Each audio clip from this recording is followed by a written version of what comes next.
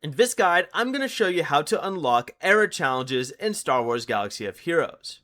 This is Miguel from Just Pause, and before we get into this guide, make sure to like the video and subscribe to the channel with all notifications on for more content like this. It really does help out the channel and we'd greatly appreciate it. If you have any questions, just ask them down in the comment section below. I'm going to be doing my best to reply to every single comment down there.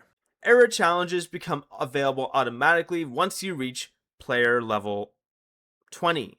But they are not active every week. They normally appear during the weeks between new Era Marquee releases. When one is active, go over to the right and select the Events menu from the Cantina and select the current Era Challenge. You do not need to complete a separate unlock quest, but you will need current Era units to enter battles and complete the available feats. If no Era Challenge appears, check that your game is updated and wait for the next challenge week to begin. Before you leave, remember to like the video and subscribe to the channel with all notifications on for more content like this. It really does help out the channel and we'd greatly appreciate it. And if you did have any questions, just ask them down in the comment section below. I'm going to be doing my best to reply to every single comment down there. Peace.